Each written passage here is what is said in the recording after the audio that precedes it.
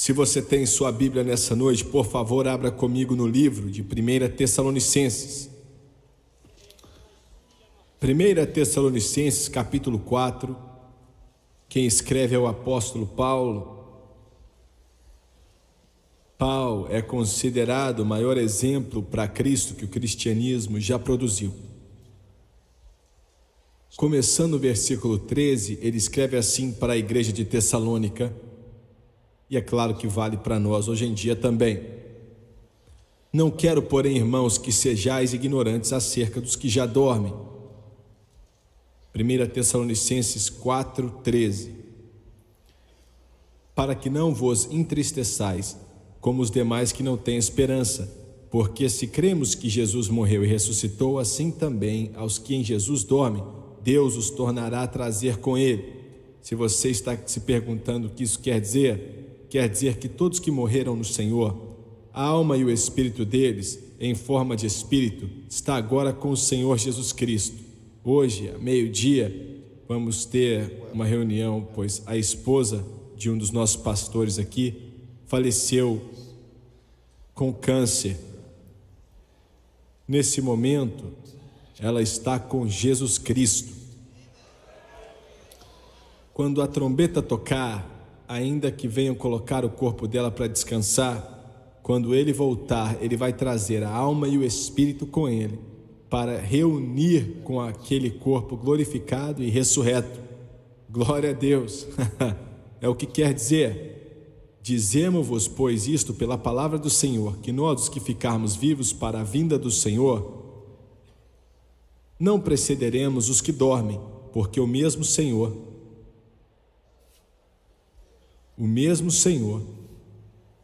descerá do céu com alarido e com voz de arcanjo e com a trombeta de Deus, e os que morreram em Cristo ressuscitarão primeiro.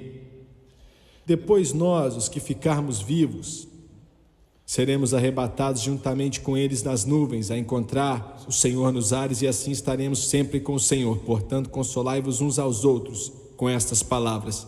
E quero usar um assunto muito simples nessa noite, aquilo que Paulo falou, o encontro no ar. A antiga canção diz que vai haver um encontro no ar, junto com o Senhor. E é nessa passagem, e essa canção, na verdade, é tirada dessa passagem bíblica. Um dia, e vai ser em breve, a trombeta vai tocar. E como Paulo disse, os mortos em Cristo ressuscitarão primeiro. Depois nós, que ficarmos vivos, seremos arrebatados juntamente com eles nas nuvens, a encontrar o Senhor nos ares. Vamos nos encontrar nos ares. Abaixe sua cabeça. Pai Celestial, enquanto ministramos, peço em nome de Jesus que o Senhor nos ajude a dizer exatamente o que o Senhor quer. Nos ajude, Senhor, a nos esconder atrás da cruz, de alguma forma. Oro para que ninguém veja carne, pois se verem a carne, então falhamos. Mas se alguém aqui ver a Jesus, então tivemos sucesso. Oro para que o Senhor faça isso. Nos ajude a ministrar e faça o Teu Espírito trabalhar no coração e na vida das pessoas enquanto ministramos, enquanto o Senhor aumenta e nós diminuímos. Oramos em nome de Jesus e todos dizem amém e amém. Pouco tempo depois que Winston Churchill morreu, Winston Churchill provavelmente era uma das figuras mais fortes produzidas no século XX, que quase com uma retórica perfeita trouxe a Inglaterra e os seus dias escuros da Segunda Guerra Mundial até o topo do seu poder. Chamou o ministro do Evangelho até a sua casa, e o irmão, sem saber o que o famoso estadista mundial desejava conversar, ficou surpreso com o que o bulldog inglês disse depois que o ministro do Evangelho chegou ali. Eu não quero falar a respeito de políticas. Ele disse: eu não quero discutir problemas do mundo, a União Soviética, os superpoderes, a cortina de ferro.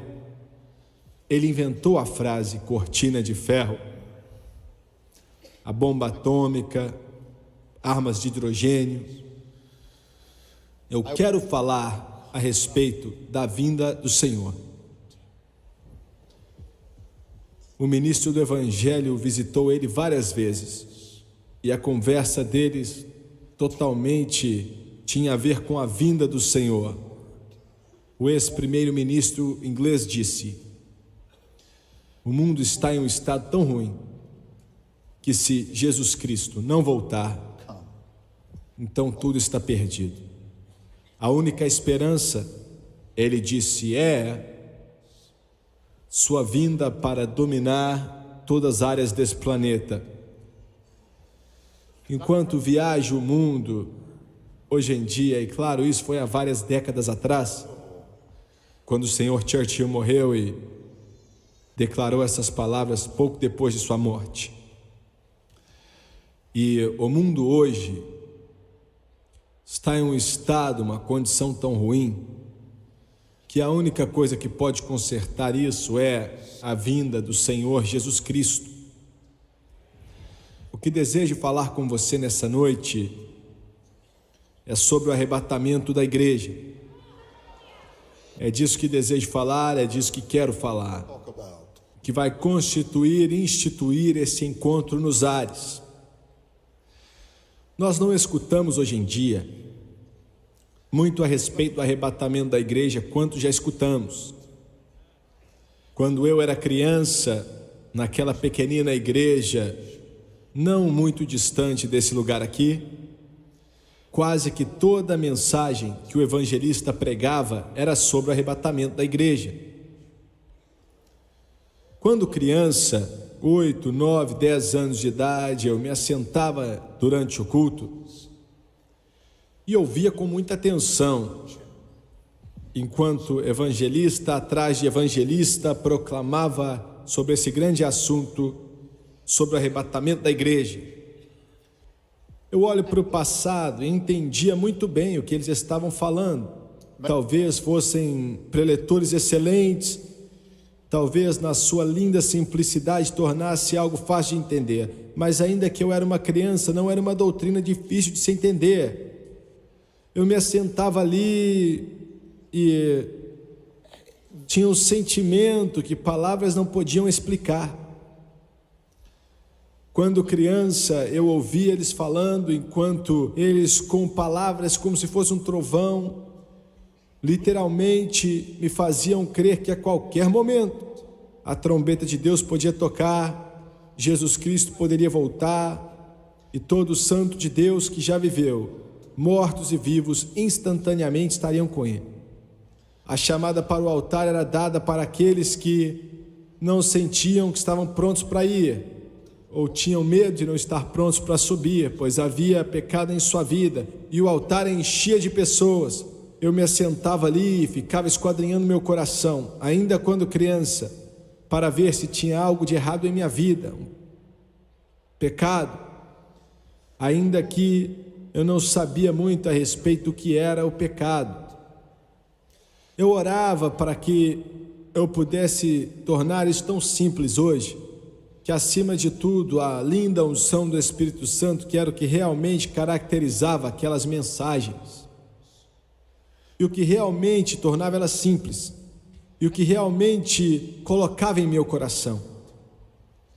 E eu oro para Deus fazer a mesma coisa nessa noite. Tenho 3 áreas aqui que quero olhar para elas nessa noite. Eu quero olhar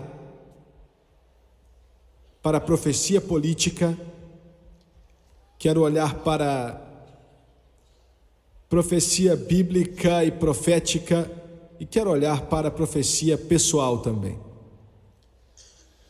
Enquanto estou aqui diante de você hoje para te mostrar quão perto estamos de ver o arrebatamento da igreja, e antes de terminar essa frase, quero dizer o seguinte: sei que a maioria de vocês entende muito bem, mas possivelmente alguns de vocês não conhecem. O arrebatamento da igreja e a segunda vinda do Senhor são duas vindas diferentes. O arrebatamento da igreja pode acontecer a qualquer momento. Pode acontecer antes desse culto terminar nessa noite. Não existe uma só passagem bíblica que precisa se cumprir antes desse poderoso evento acontecer. Com a segunda vinda, há uma grande diferença aí. A segunda vinda não pode acontecer agora. Precisa haver uma grande tribulação que há de vir. A ira de Deus precisa ser derramada sobre esse planeta.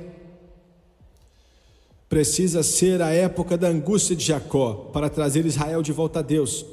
Que o inferno venha sobre esse mundo de uma forma como nunca foi conhecido, como Jesus disse em toda a sua história. E no fim do tempo da angústia de Jacó, o período conhecido como a semana 70 de Daniel, Jesus chamou de grande tribulação.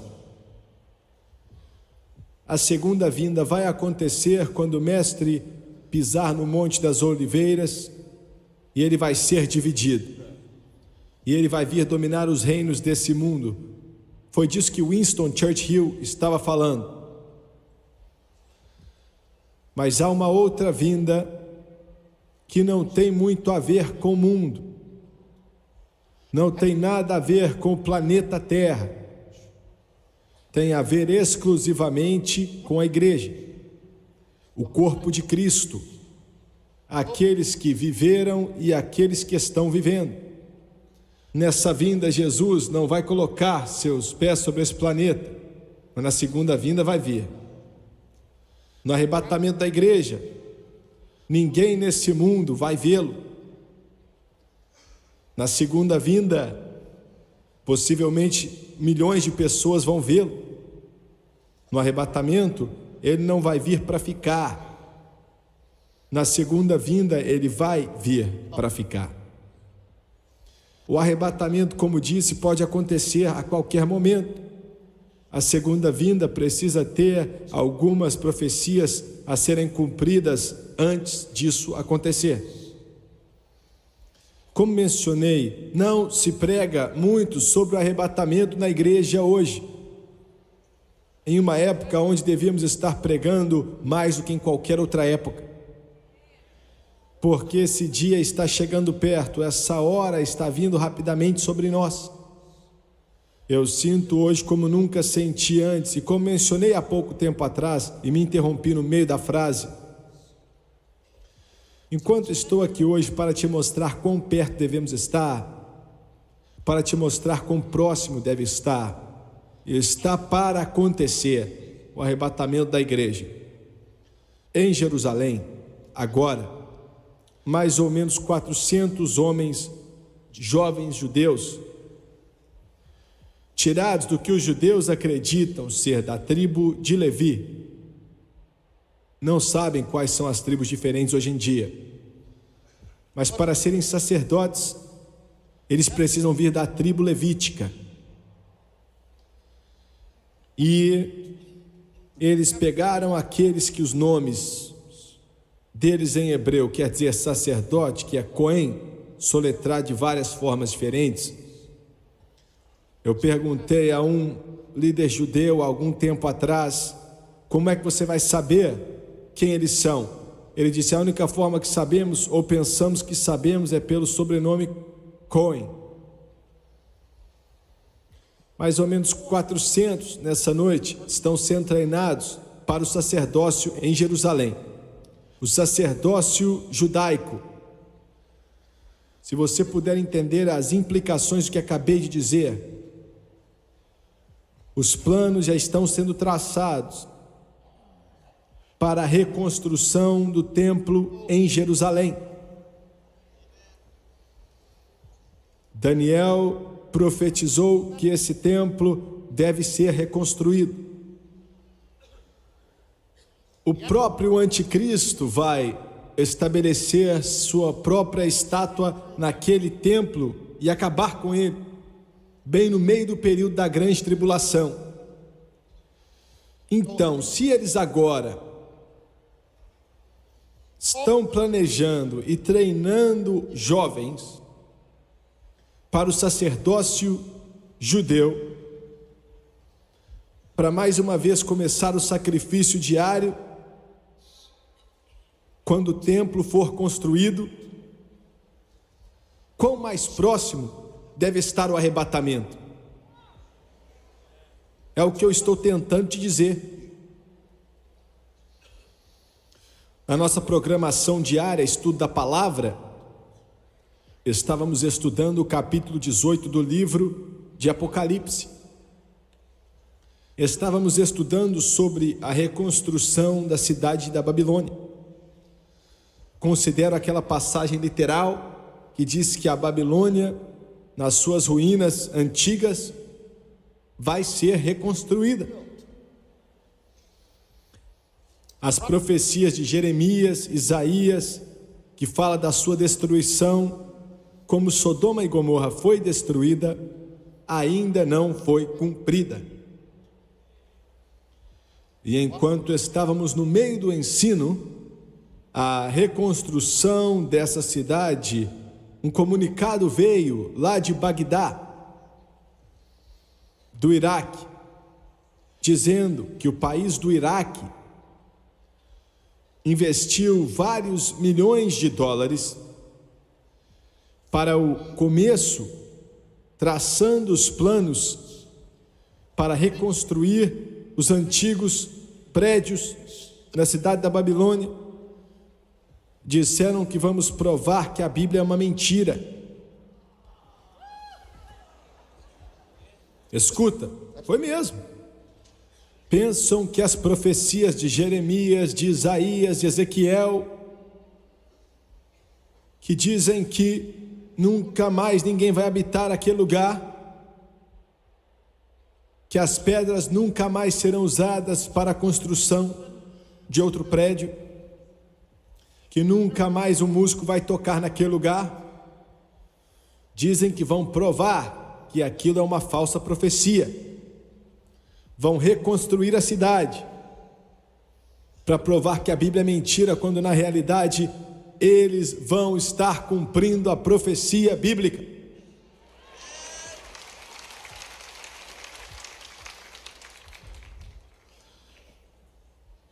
É quão próximo estamos. Por alguns momentos você pode entender, você pode ver a significância do que eu estou tentando, dando o meu melhor para te dizer. Você pode entender quão perto, tão próximo estamos do arrebatamento. Ezequiel 36 e 37 falam a respeito do ajuntamento do povo de Israel. Foi escrito há 2.600 anos atrás. E fala de um Israel que seria espalhado pelas nações do mundo por causa do seu pecado terrível. Seriam caçados. E então fala do milagre dos milagres, desse povo de antigamente sendo ajuntado. E Ezequiel 36 e 37, principalmente o 37, no capítulo dos ossos secos, como vocês sabem bem. Esses ossos podem viver de novo?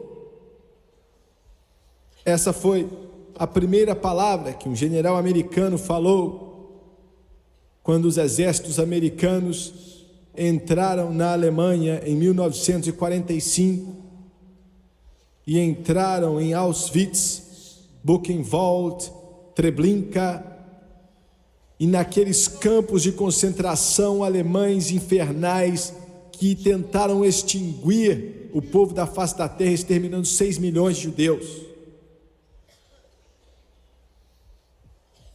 E quando as escavadeiras americanas começaram a tirar terra e viram milhares de cadáveres, milhares deles, e o corpo deles grotescamente se desfazendo, e olharam para aquele terror e disseram as palavras, chorando: podem esses ossos viver outra vez? Ezequiel 36 e 37, de uma certa forma já está se cumprindo. Você sabe, Israel está de volta à sua terra. Isso não é uma coincidência. Isso foi estabelecido pelo Todo-Poderoso Deus.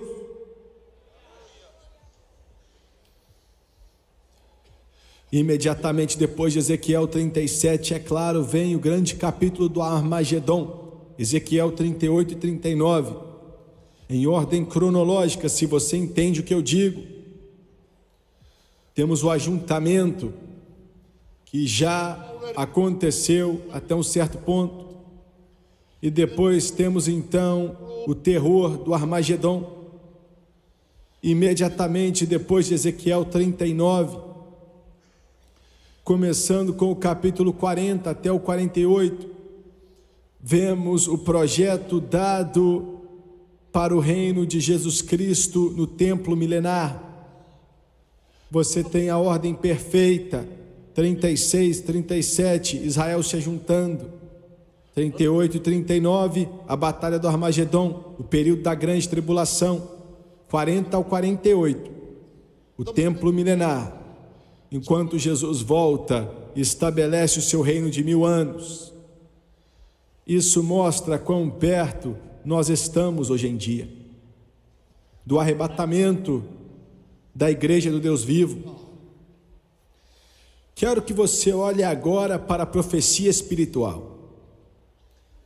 Mais uma vez te dar uma fundação espiritual sobre quão próximo está o arrebatamento do corpo de Cristo. A primeira se encontra em Atos 2, é o sermão de Pedro, do profeta cheio do Espírito Santo no Antigo Testamento, vem de Joel, quando ele diz que nos últimos dias eu derramarei do meu Espírito sobre toda a carne. Olhe a certeza absoluta desta passagem: eu derramarei do meu Espírito. Vou te mostrar do que ele estava falando. Na virada do século, quando o Espírito Santo começou a ser derramado de uma forma maior do que antes na história, nunca parou desde o dia do Pentecoste, mas de uma forma maior do que antes começou a ser derramado. O mundo denominacional diz que não é nada senão uma mentira. Quando comecei na rádio, em 1969, com o nosso programa diário na rádio, o Senhor me disse especificamente, disse: eu quero que você ensine sobre o Espírito Santo. Falei: Deus, não sou professor, sou evangelista. E ele disse: eu vou te dar o dom do ensino. Faça o que eu te mando fazer, menino. E disse: ensine sobre o Espírito Santo. Quero que você ensine sobre o enchimento do Espírito. Quero que você ensine sobre os dons do Espírito. Quero que você ensine sobre os frutos do Espírito. Quero que você ensine sobre a evidência de ser batizado no Espírito Santo. E eu ficava mês após mês, dia após dia após dia, mês após mês, ensinando aquilo. Recebíamos cartas aqui com o nome de Para o Senhor Pentecoste em Louisiana. E eu recebia as cartas. O inferno inteiro se abriu.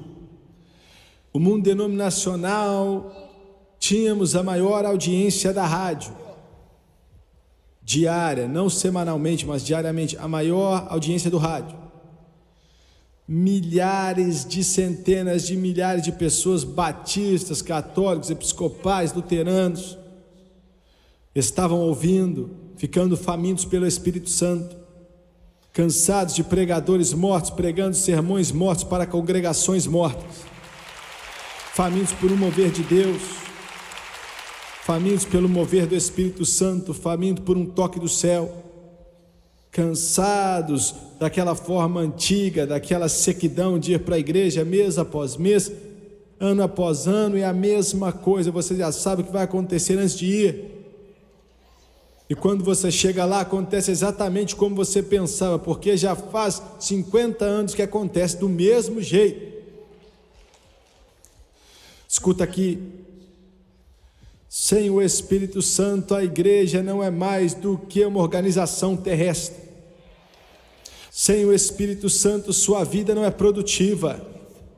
Sem o Espírito Santo, a igreja não pode ser o dínamo que tem que ser. A igreja não progride de acordo com o tamanho dos seus prédios, ou quanto dinheiro ela tem, ou de acordo com os seus seminários e faculdades, mas a igreja avança de acordo com o fluir do Espírito Santo dentro do corpo, dentro dos pregadores, dentro do povo, dentro daqueles que carregam o nome de Jesus. Já que eu estou fazendo as pessoas ficarem bravas, então vou continuar fazendo eles agora. Eu não passo a mão na cabeça de ninguém. Eu não fico dando voltas. A razão pela qual não dou voltas é porque eu estou certo. Sem o Espírito Santo, sua denominação vai morrer, meu amigo. Sem o Espírito Santo, seus seminários vão morrer. Sem o Espírito Santo, suas faculdades vão morrer. Sem o Espírito Santo, seu povo vai morrer. Sem o Espírito Santo você vai ficar seco. Sem o Espírito Santo não tem como, pois Ele é a unção, Ele é o poder.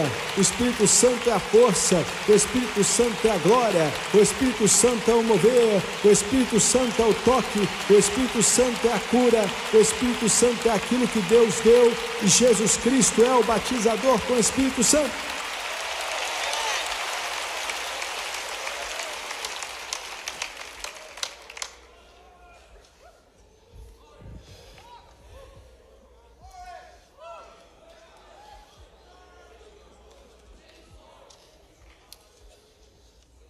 É triste, o mundo denominacional, na grande maioria, já virou as costas para o Espírito Santo.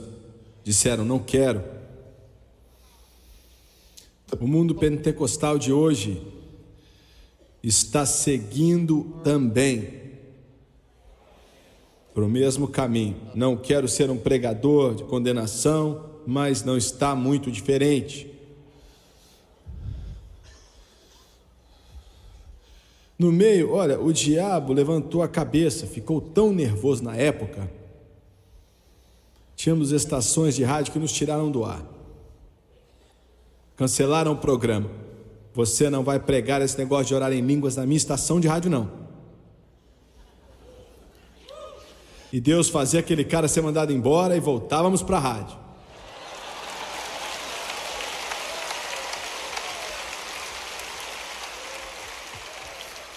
Eu não lembro, talvez a França se lembre, eu não lembro se perdemos alguma rádio. Eles cancelavam o show e o inferno fazia de tudo para cancelar. Você não vai pregar isso. Mas pregavam. Alguém me ligou um dia, minha secretária falou, é o pastor de uma igreja presbiteriana. Isso foi há 12, 15 anos atrás. E ele falou, você é o Jimmy Swaggart que prega na rádio? Isso foi antes de começarmos na TV. Aí eu falei, sim. Você é aquele que prega sobre o Espírito Santo? Falei, sim. Você pode vir para a nossa igreja e pregar um avivamento aqui?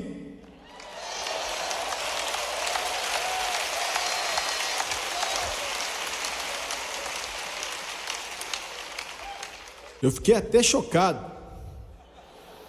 Eu não sabia o que dizer, presbiteriano, olha, eu sou meio emocional às vezes, né? E dá para me ver em um púlpito presbiteriano, eles são altos assim, dessa altura, né? Me cercando e tal, eu nem sei o que faria. E eu falei, eu falo alto, eu não sei se o seu povo ia me aceitar. Aí ele falou no telefone, nós ficamos calados, mas estamos mortos.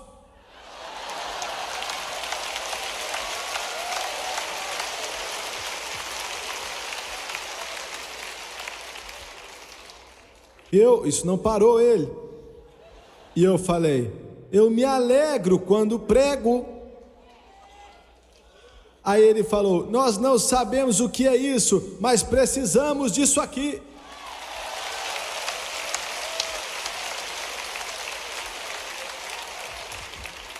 Isso não parou ele. Aí eu falei: eu acredito em orar em outras línguas. Ele falou: nós não sabemos em que acreditamos, mas vem para cá, fala e vamos ouvir. Aleluia, Deus. Eu derramarei do meu espírito, eu derramarei nos católicos, derramarei nos presbiterianos, derramarei nos batistas, derramarei em todo mundo. Eu derramarei do meu espírito.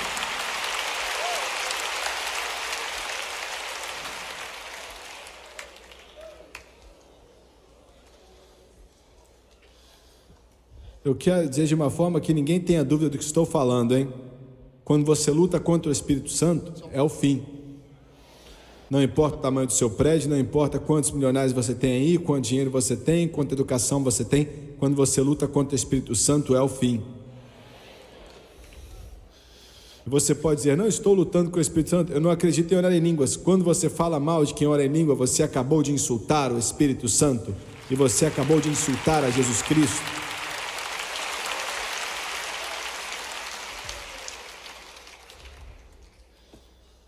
Porque diz que todos foram cheios do Espírito Santo e eles oravam em outras línguas, conforme o Espírito de Deus os capacitava. O Espírito Santo, eu derramarei. Temos visto esse avivamento. O que estou te falando foi no passado, mas existe uma outra parte por vir. Ele não acabou ainda. Ele vai derramar de uma forma que a humanidade nunca viu antes. Escreva o que eu estou falando. Se o arrebatamento tardar um pouco, e se Jesus tardar um pouco, ele vai derramar de uma forma,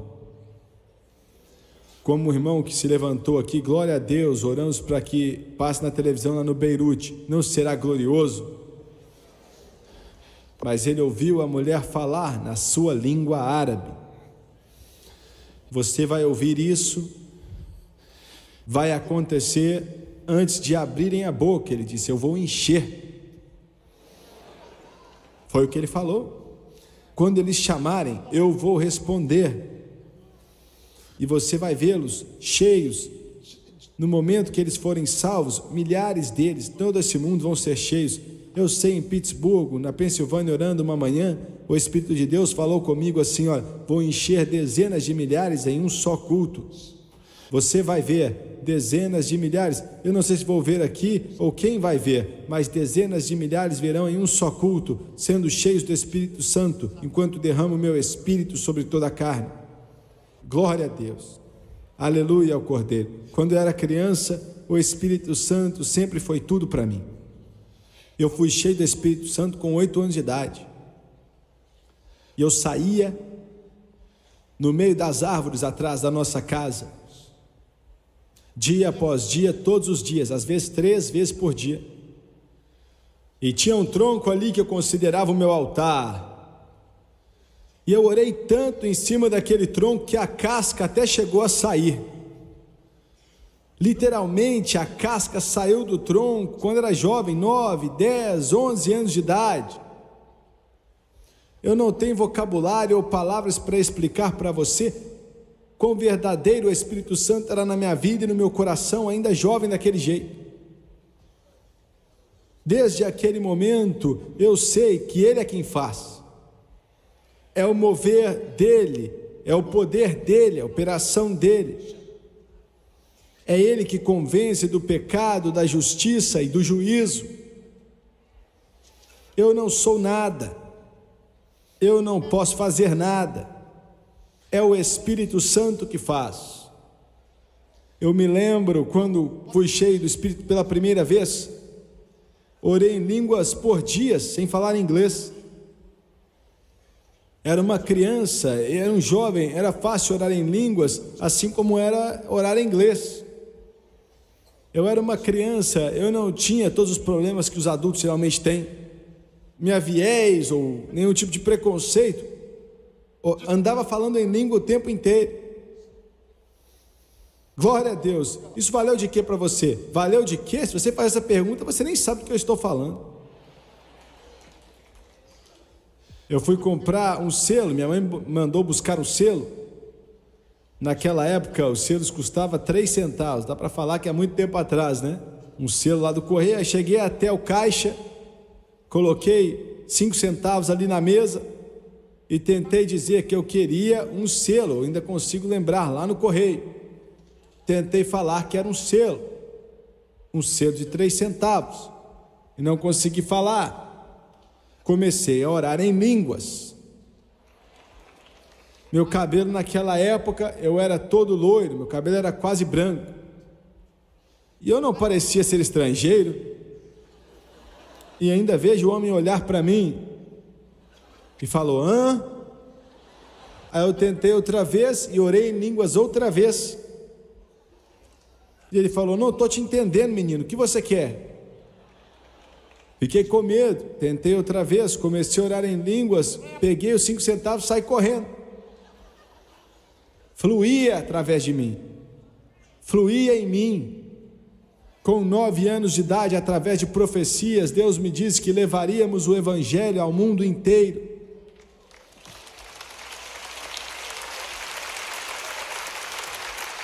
Ele disse: você vai levar para a África, você vai levar para o Japão, você vai levar para o mundo inteiro. O Espírito Santo, o poder do Espírito Santo, agradeço a Deus pelo Espírito Santo todos os dias da minha vida. Glória a Deus. Esse derramar que temos agora e temos visto, estamos vendo, isso é Deus nos dizendo que é quase o fim. Estamos chegando no fim. Eu estou para vir. Por que você acha que ele derramou o Espírito Santo dos anos 60 e 70 sobre o mundo denominacional? Ele estava tentando prepará-los, tentando tirar eles ali daquela denominação seca e fria que eles estavam nela. Ouviu bem? Olha, eu vou deixar alguns chateados agora, mas é o que eu faço, sou chamado para isso. Eu tenho um cartão que diz que eu posso fazer isso. Quando você é salvo, isso separa você do mundo. Isso separa você do sistema do mundo. A salvação separa você do mundo. Quando os filhos de Israel saíram do Egito, você foi salvo, você foi separado do Egito, do mundo. O batismo com o Espírito Santo separa você de uma religião morta, seca e fria.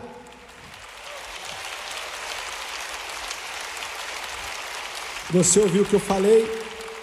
O batismo com o Espírito Santo separa você também de uma religião morta, seca, litúrgica, formal, religiosa, denominacionalismo. Vou dizer agora e vai ser difícil, e provavelmente alguns de vocês vão até pedir a oferta que vocês deram de volta, mas não tem jeito.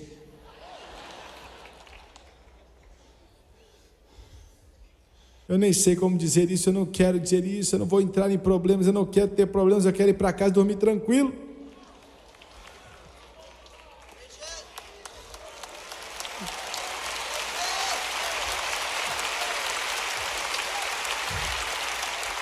Não existe esse negócio de batista ou metodista ou presbiteriano ou episcopal ou católico cheio de Espírito.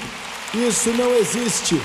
Quando você recebe o Espírito Santo, ele te tira do formalismo, do denominacionalismo, ele te tira desse negócio morto, essa religiosidade, e te dá uma caminhada com Deus como você nunca viu antes.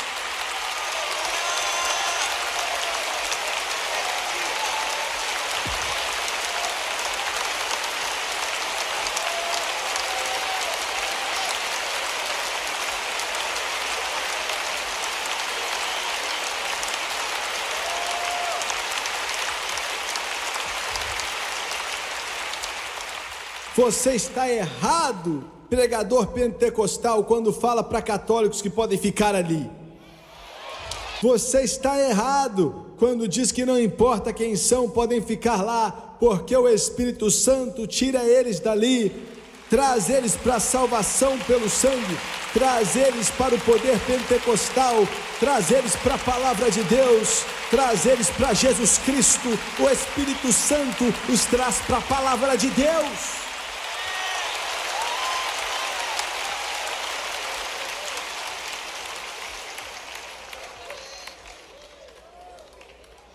Eu não quero dizer coisas para deixar você nervoso comigo, mas estou pregando a verdade.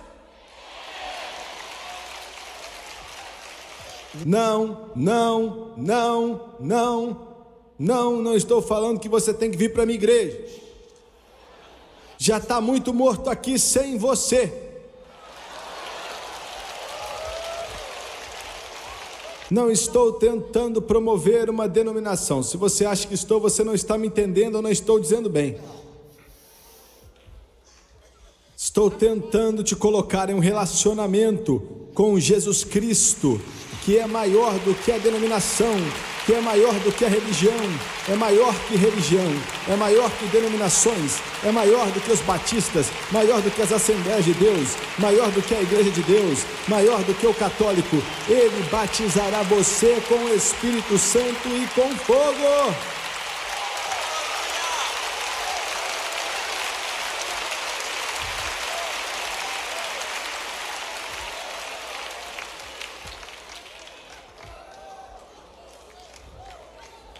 Não importa qual é o nome da porta da sua igreja, invente o que você quiser. Primeira Igreja do Espírito Santo reformado, pulando e gritando glória a Deus, batista, metodista, universal, que adora Jesus Cristo, não sei mais lá das quantas.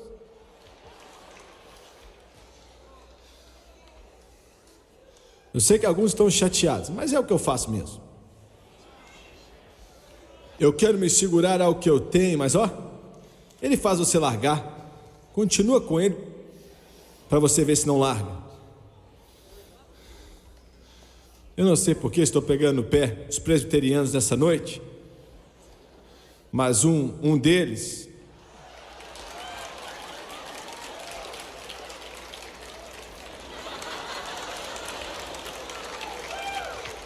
um pastor deles foi cheio do Espírito Santo. E ele estava tentando esconder do povo dele, né?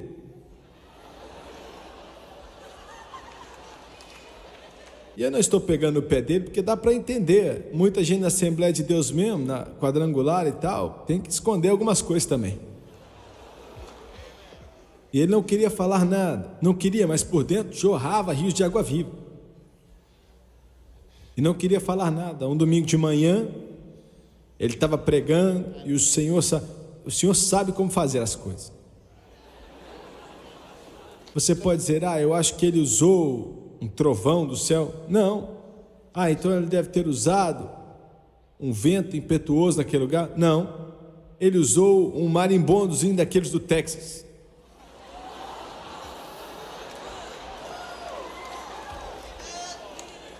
Naquele domingo de manhã, uma senhora presbiteriana chegou com aquele chapelão, né? Aí veio o marimbondo atrás dela, zzz, e pousou aqui, no pescoço do pregador. Aí estava bem escondidinho ali, e ele falou, Jesus te ama, e inclinou a cabeça para trás e apertou o marimbondo. E ele picou ele bem ali, colocou o ferrão bem no pescoço dele. Aí, aquele presbiteriano pulou dessa altura, e desceu orando em outras línguas, enquanto o Espírito de Deus capacitava.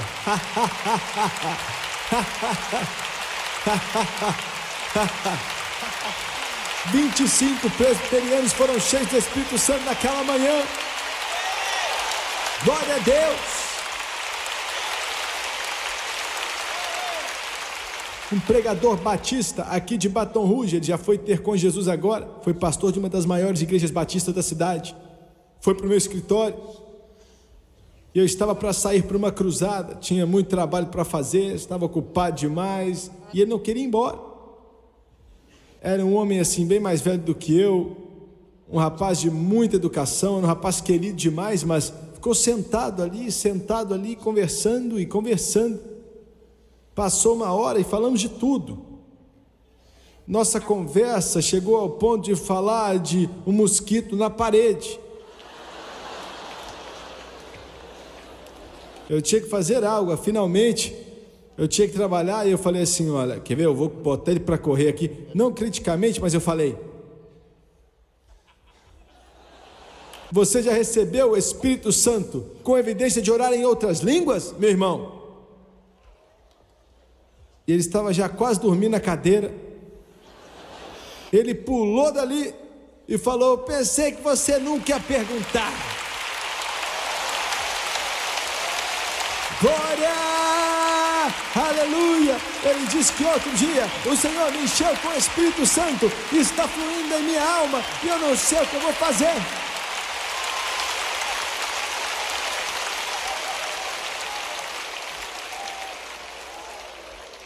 E ele falou: não sei o que eu vou fazer. Ele falou: estava orando e falei: Deus, o que eu vou fazer? Eu sei o que minha denominação já fez com pregadores que receberam o Espírito Santo com evidência de orar em outras línguas. O que eu vou fazer? Aí ele falou: vá ver o Jimmy Swaggart, e isso que ele tinha de fazer lá. Ele falou: o que eu faço agora? Meu Deus, eu não sabia o que falar para ele. O que eu faço agora? E eu levantei e pensei: meu Deus, por que o Senhor fez isso comigo? Sou acusado de tudo no mundo, agora não quero ser acusado de acabar com uma igreja batista em Baton Rouge, sou acusado de acabar com a igreja metodista, a igreja católica, mas não quero ser acusado de mais uma. E falei: o que eu faço agora? E aí eu falei: olha, vou orar um pouco aqui, vamos orar aqui.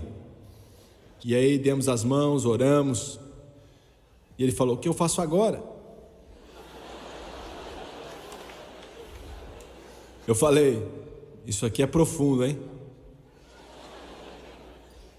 Eu falei: olha, esse presidente do seminário aqui não tinha como ter inventado isso. Falei: o que ele te mandar fazer, faça.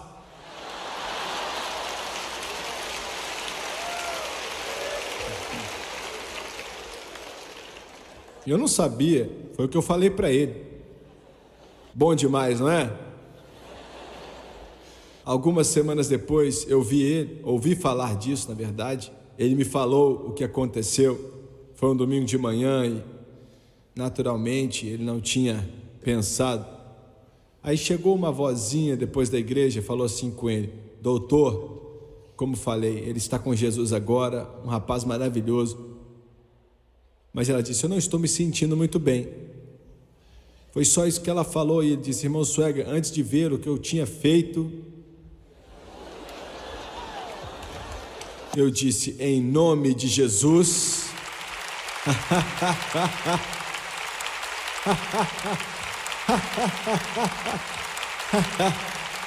Ele falou que algo aconteceu naquela igreja batista. Ela caiu de costas no chão. Uau! E disse que a igreja viu, começaram a correr e falar: ore para mim, coloca a mão em mim, coloca a mão em mim, ore em mim. Ele disse: eu falei, eu comecei a impor as mãos nas pessoas e eles começaram a cair no chão ali, enquanto o Espírito de Deus enchia o coração deles. Ele vai encher seu coração hoje até derramar com o Espírito Santo e com fogo.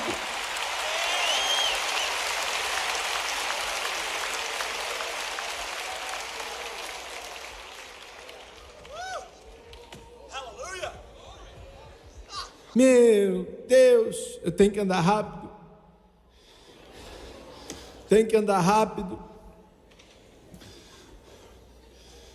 Mateus 24, não olhe na sua Bíblia, está lá. Jesus disse: esse evangelho do reino será pregado ao mundo inteiro como testemunho, e então virá o fim.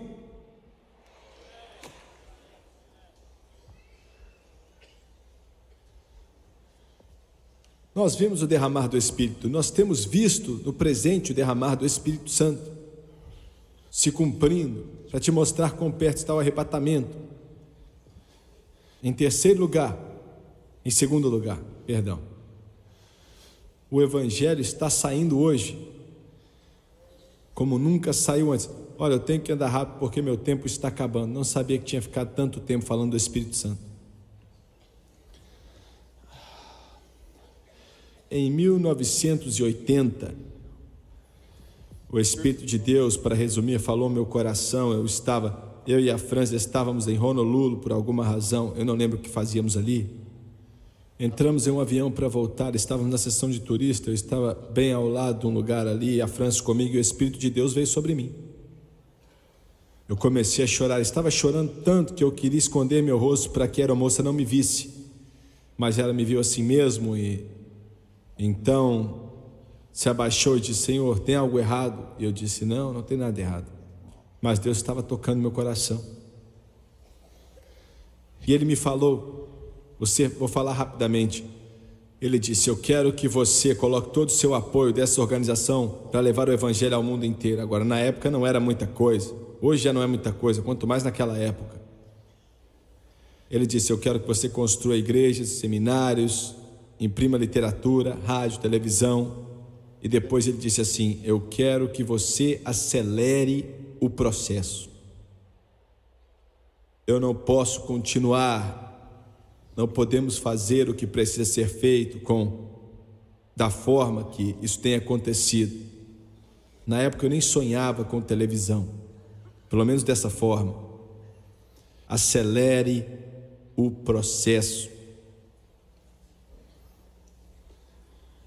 Dá para imaginar o que vai acontecer no primeiro domingo em janeiro, sábado à noite, se é que isso acontecer, quando em toda a China comunista eles ligarem o seu televisor,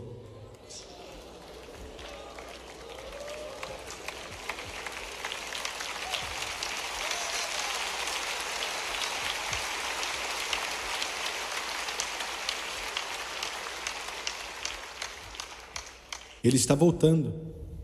Ele está voltando.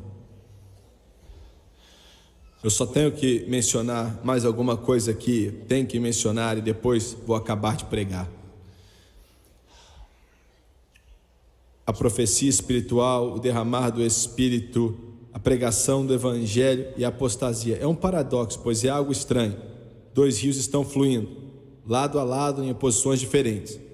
O derramar do Espírito e a apostasia ao mesmo tempo.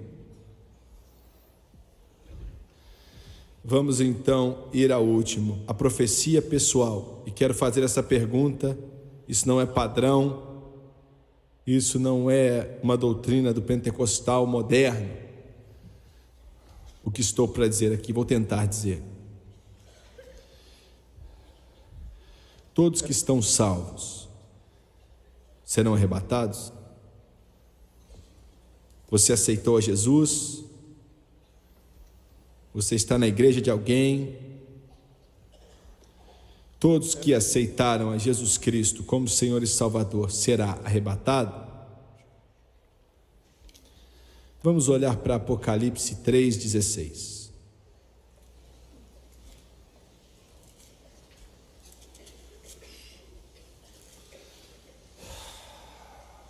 Vamos começar no versículo 14, palavras aqui de Jesus.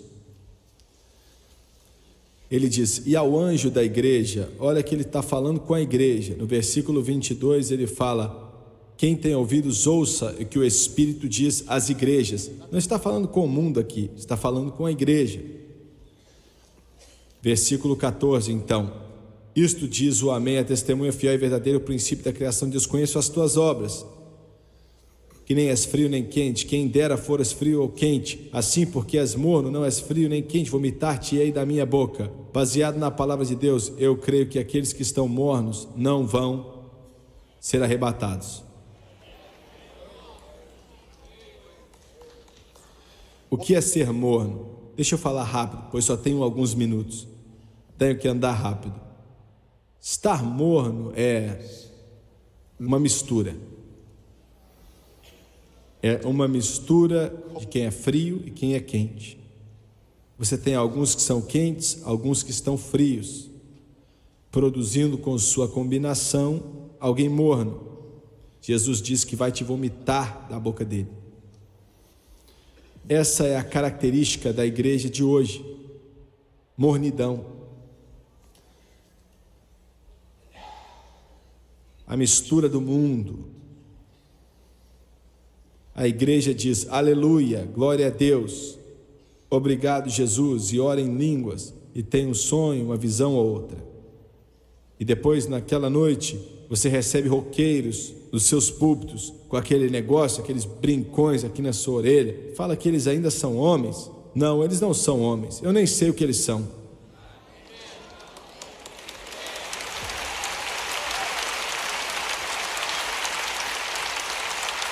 E eu não estou falando de igrejas católicas ou nada, eu estou falando de igrejas pentecostais.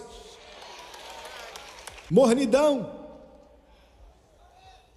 Da mesma boca sai algo frio e algo quente. Mornidão. Você está entendendo o que estou dizendo?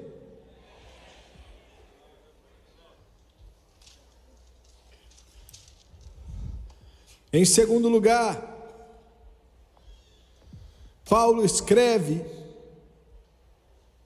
em 2 Coríntios, e ele diz assim, capítulo 6,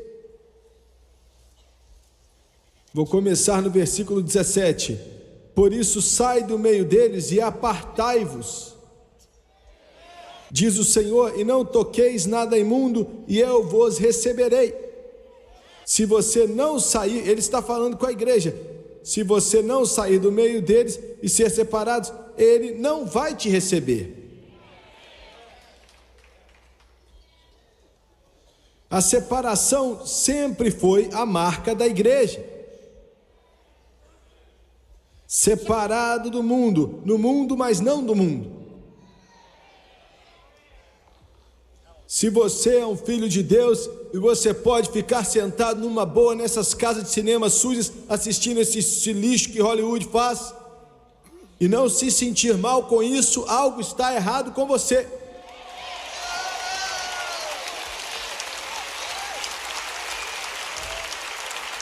Se você pode olhar para esses vídeos antigos, indo até um lugar que você aluga filme, com essa sujeira, com essa podridão, demonstrando o inferno, e não se sentir mal com algo errado, tem algo errado é com você. E vou ser ainda mais brusco: se você pode ligar a maioria dos canais que saem da sua televisão e assistir esse lixo, tem algo errado com você.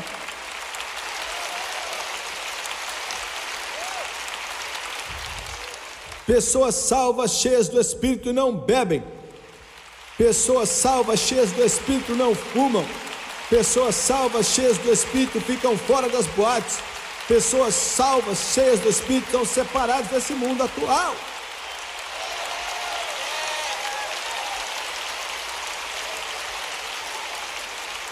E eu não estou pregando legalismo não, viu? Por favor, me dá mais 3 minutos e eu vou acabar a mensagem.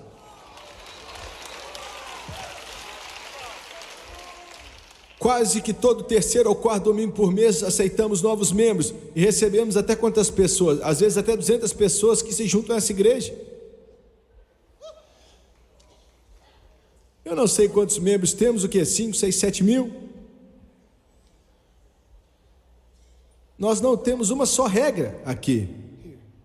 Eu sei que isso choca alguns de vocês, pensam, eu garanto que ali deve ter tudo que é tipo de regra. Você não pode cortar o cabelo, senão, até aqui, as meninas têm que ter... Não, nós não temos regra. Nós não temos uma só regra, nada. Sem regras, só tem uma regra: seja salvo. Sabemos que se Jesus te aceita, então, nós também vamos te aceitar, ué.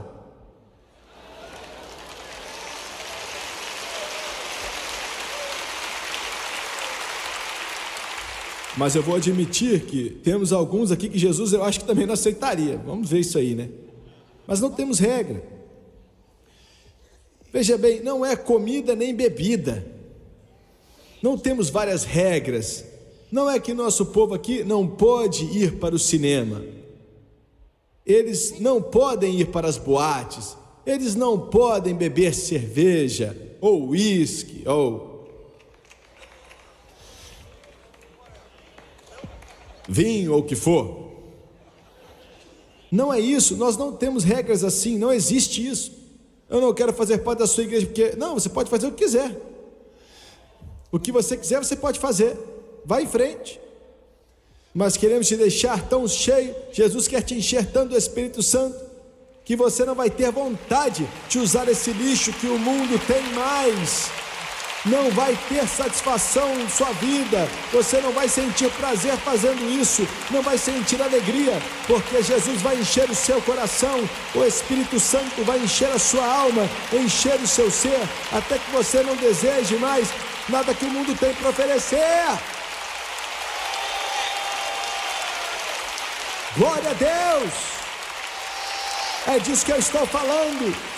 Ele satisfaz, Ele enche o coração, o Espírito Santo satisfaz você, toda parte do seu ser, satisfaz seu coração, seus desejos e seu espírito.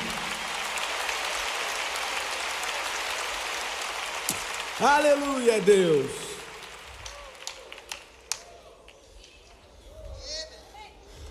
Olha, passou 4 minutos depois da me dá mais 1 minuto aí que eu vou acabar. Ele satisfaz você, Ele te enche, você não vai querer mais o lixo do mundo. Hollywood vai ser algo doentio para você. Glória a Deus, glória a Deus. Outro dia eu recebi uma carta de uma garotinha de 8 anos de idade, estou acabando. Carta de uma menina de 8 aninhos, 8 anos de idade. Ela falou: irmão Jimmy, nunca perca o seu programa. E quero te dizer o que aconteceu comigo, com 8 anos de idade. Ela falou: sou uma criança e abusam de mim. Falando sobre abuso sexual. Tiveram que me tirar dos meus pais e agora estou vivendo com a minha avó. Olha, isso acaba com qualquer um. Isso entristece qualquer criança.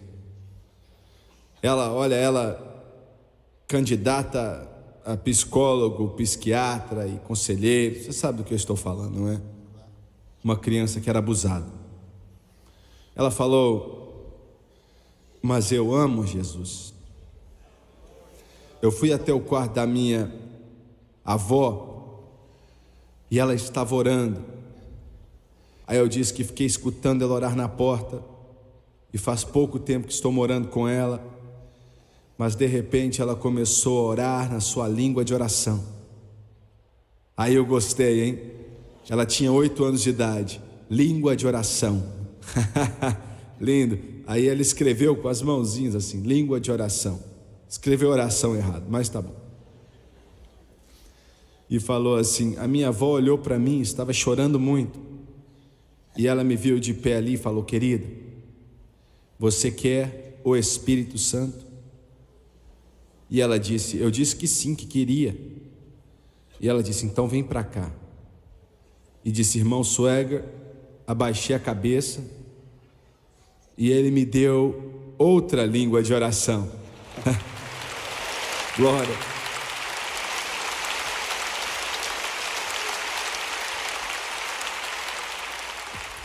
Essa é a sua resposta para os problemas do mundo. Abaixe sua cabeça, por favor. Pai, nós te amamos muito e tentamos pregar essa mensagem aqui. Eu oro para que de alguma forma venhamos a ter dito algo que ajuda, algo que tenha sido uma bênção. Estou pedindo que o Senhor venha se mover nessas vidas, nesses corações. Qualquer momento a trombeta vai tocar. E o Senhor está dizendo a esse mundo: se prepare, se prepare, se prepare, se prepare.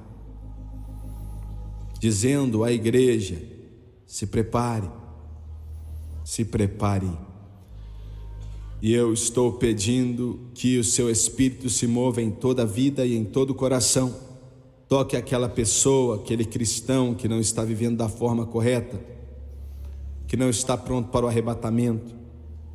Se a trombeta tocasse nessa noite, eles não estariam prontos. Não estariam prontos. Cabeças baixas e olhos fechados. Se a trombeta tocasse antes da meia-noite, sem tempo para orar, vamos dizer que ia tocar daqui a 5 minutos, sem tempo para orar, sem tempo para buscar a Deus, você estaria pronto para ir? Estou falando com cristãos agora, pois o julgamento começa primeiro na casa de Deus, disse Pedro. Você estaria pronto para subir? Quantos podem levantar as mãos e dizer: irmão Swagger, eu não sei se estou pronto ou não, mas sei que Ele está vindo em breve, e tem algo em minha vida que não deveria estar assim. Você pode orar por mim? Eu quero que você levante sua mão em todo esse prédio, por favor. Lá em cima, na galeria, aqui na parte aqui do lado. Muito obrigado, Deus ama você. Espírito Santo, se mova nesse lugar. Eles vão cantar agora Há um Rio. Enquanto cantam, eu quero que todos vocês que sentem que têm que endireitar sua situação com Deus, desça até os altares. Vem aqui da galeria, vem aqui do piso principal. Se prepare, venha se preparar. Se há uma necessidade em sua vida, eu quero que você venha se preparar para que o sangue venha limpar e lavar todo o pecado da sua vida. Coloque debaixo do sangue, seja o que estiver aí. Se você tem pecado, se você tem mornidão, se você não tem Deus agora, coloque debaixo do sangue. Todos aqui nesse momento, comece a orar a Deus enquanto eles vêm.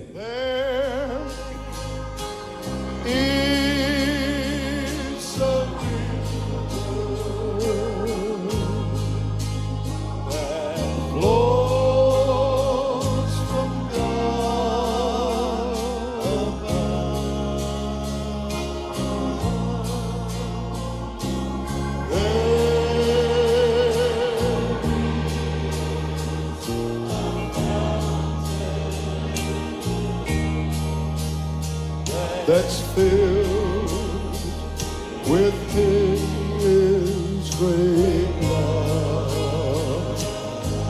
Slip up your hands and worship Him. Come on to these waters. There is a vast supply. Thank God, well, there is a river that never shall run dry. Just worship Him and praise Him.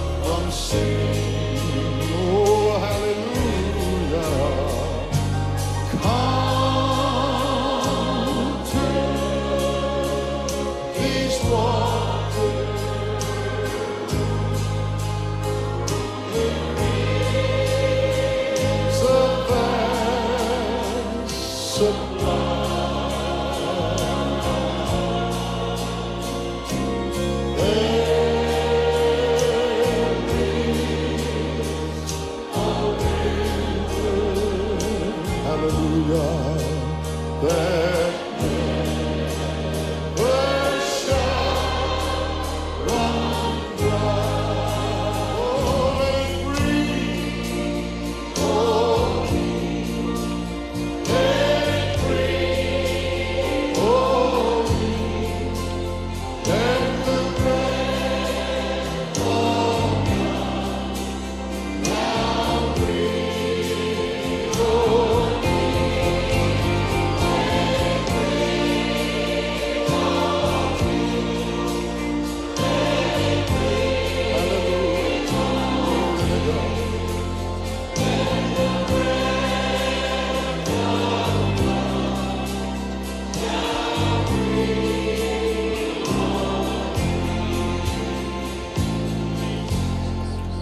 Eu quero vocês pela televisão, orem para mim, por favor.